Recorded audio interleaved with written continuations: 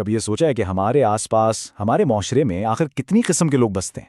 آج ہم نہج البلاغہ کے ایک بہت ہی گہرے خطبے میں اتریں گے جو ہمارے دور کے لوگوں کی ایک ایسی درجہ بندی کرتا ہے جسے سن کر شاید ہم حیران رہ جائیں۔ یہ الفاظ سوچئے صدیوں پہلے کہے گئے تھے، لیکن آج بھی کتنے سچے لگتے ہیں۔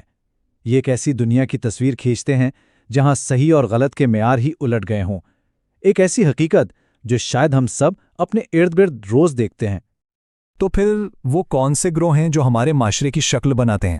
چلیں اس سفر پر نکلتے ہیں اور ایک ایک کر کے ان تمام کرداروں کو سمجھنے کی کوشش کرتے ہیں۔ لوگوں کی قسمیں جاننے سے پہلے آئیے ذرا اس دنیا پر نظر ڈالتے ہیں جس میں وہ رہ رہے ہیں، ایک ایسی دنیا جو چیلنجز اور افراتفری سے بھری ہوئی ہے۔ کیا یہ منظر کو جانا پہچانا نہیں لگتا؟ ایک ایسا معاشرہ جو علم کو، حکمت کو نظر انداز کر رہا ہے، جو جانتا ہے اس پر عمل نہیں کرتا، اور جو نہیں جانتا اسے جاننے کی کوشش بھی نہیں کرتا۔ یہ خطرہ تب تک محسوس نہیں کرتا جب تک وہ بالکل سر پر نہ آ جائے۔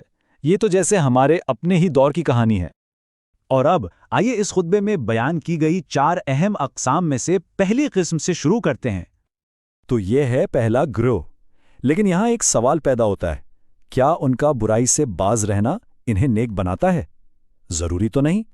ان کا شر سے دور رہنا کسی اچھائی کی وجہ سے نہیں، بلکہ ان کی اپنی کمزوری اور وسائل کی کمی کی وجہ سے ہے۔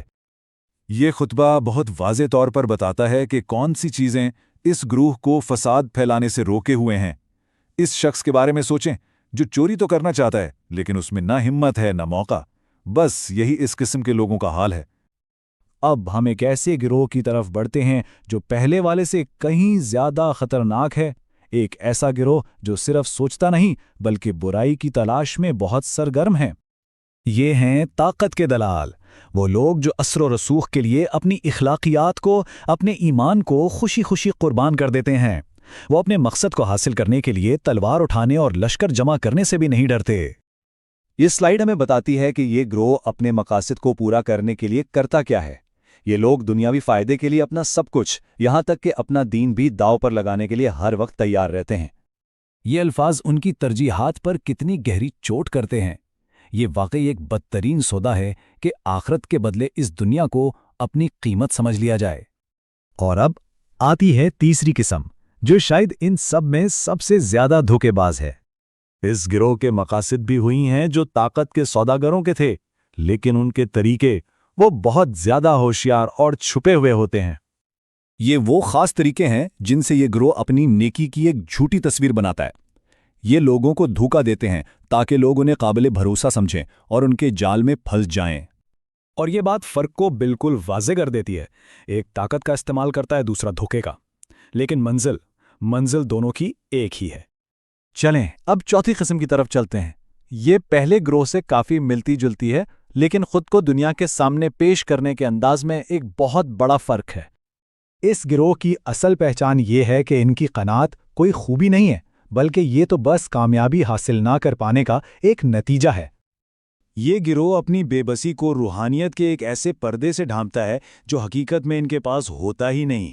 وہ ایسا دکھاوا کرتے ہیں جیسے انہیں دنیا سے کوئی لگاؤ نہیں، جبکہ سچ تو یہ ہے کہ دنیا نے انہیں کبھی کچھ دیا ہی نہیں۔ یہاں ایک لمحے کے لیے رکتے ہیں۔ ان تمام کرداروں کو سمجھنے کے بعد اب بات ان لوگوں کی طرف مڑتی ہے جو ان سب سے الگ ہیں، وہ نیک لوگ جن کا ذکر آخر میں کیا گیا ہے۔ اب آئیے ملتے ہیں اس چھوٹے آخری گروہ سے جس کا ذکر اس خطبے میں ہے۔ یہ گروہ پچھلی چاروں اقسام کے بالکل برعکس ہے۔ اس گروہ کا کردار ان کی اندرونی پاکیزگی اور شعور سے پہچانا جاتا ہے۔ ان کی توجہ اس دنیا پر نہیں بلکہ آنے والی زندگی پر ہے۔ یہ ہیں اس گروہ کے حالات اور خصوصیات۔ یہ ظاہر کرتے ہیں کہ دنیا میں ان کا مقام اکثر کتنا مشکل ہوتا ہے۔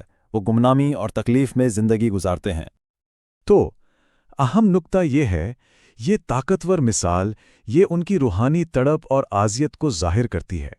وہ ایک ایسی دنیا میں ہیں جہاں ہر طرف فراوانی ہے، لیکن وہ پھر بھی پیاسے ہیں۔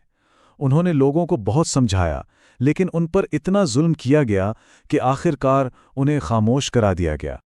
یہ تجزیہ اسی آخری گہری سوچ پہ ختم ہوتا ہے جو ہمیں دعوت دیتی ہے کہ ہم اس خطبے کے پیغام پر غور کریں اور سوچیں کہ آج کے دور میں اس کی کیا اہمیت ہے۔